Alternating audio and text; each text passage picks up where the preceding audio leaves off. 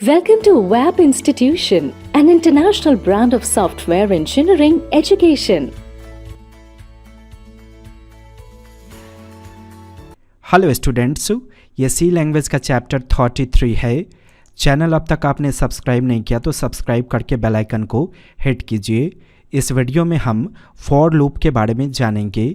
अगर आप डिप्लोमा के लिए सी पढ़ रहे हो या बीसीए के लिए या किसी भी डिग्री या सर्टिफिकेशन के लिए, तो वहाँ पे फॉर लूप से रिलेटेड क्वेश्चंस ज़रूर पूछे जाएंगे आपसे। देखिए, फॉर लूप का इस्तेमाल कब करेंगे।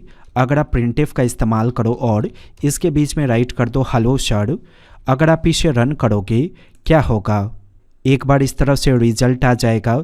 मुझे 10 बार ये रिजल्ट चाहिए। क्या तरीका है 10 बार रिजल्ट प्राप्त करने के लिए?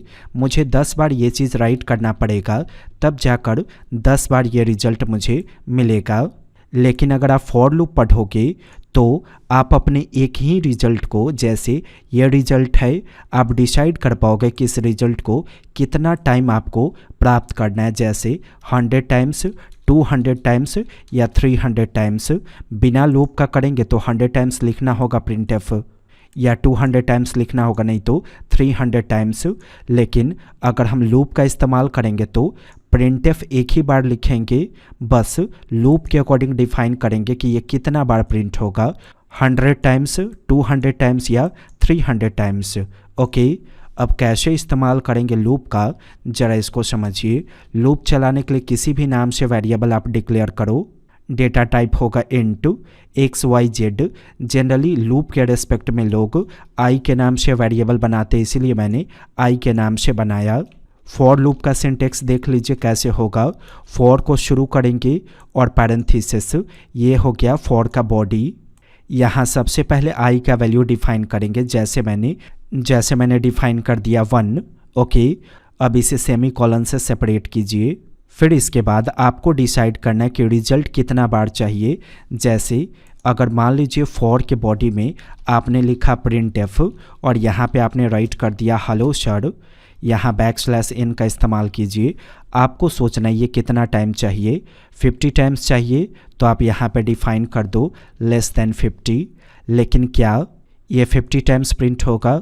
नहीं, ये 49 टाइम्स ही प्रिंट होगा, क्योंकि आपने यहाँ डिफाइन किया कि लूप 1 से चलना शुरू होगा और तब तक चलेगा जब तक आई का वैल्यू 50 से छोटा होगा। तो 1 में अगर आप 1 ऐड करोगे तो क्या होगा 2। लास्टली कितना तक ले जाएंगे जिससे 50 से छोटा होगा 49।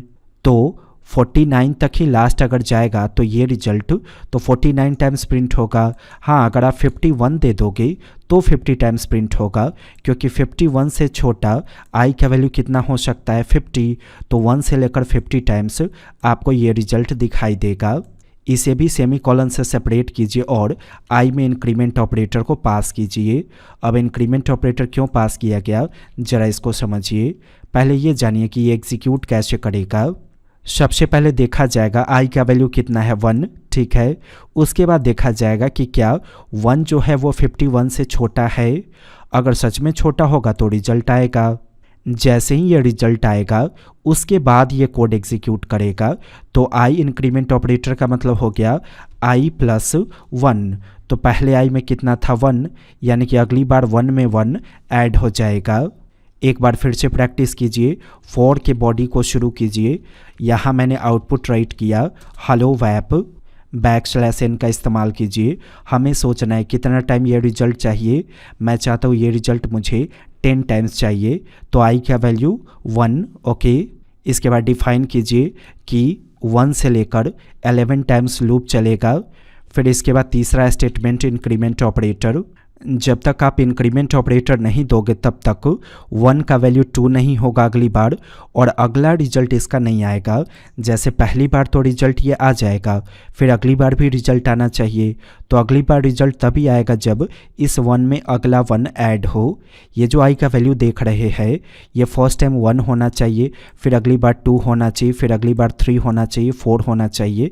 तो ये एक एक करके बढ़ता रहे, इसके लिए हमने इंक्रीमेंट ऑपरेटर को पास किया। लेकिन कब तक बढ़ता रहेगा वो यहाँ डिफाइन करेंगे। मैंने डिफाइन किया कि ये तभी तक आई का वैल्यू बढ़ेगा जब तक 11 से छोटा होगा। अगर आप रन करोगे तो देखिए 10 टाइम्स रिजल्ट आया। मैं चाहता हूँ सभी टेक्स्ट के पहले 1 2 3 4 5 6 7 8 इस तरह से काउंटिंग प्रेजेंट हो जाए। ये कैसे होगा? हम ऑलरेडी जानते हैं कि आई का वैल्यू एक एक करके चेंज होगा। तो अगर आप यहाँ पे 4 की बॉडी में आई का इस्तेमाल करोगे तो ये आपको 1 2 3 4 ये नंबर्स देता जाएगा, क्योंकि आई में वैल्यू एक एक करके चेंज होगा। तो आपको सोचना है आप कहाँ इस्तेमाल करना चाहते हो।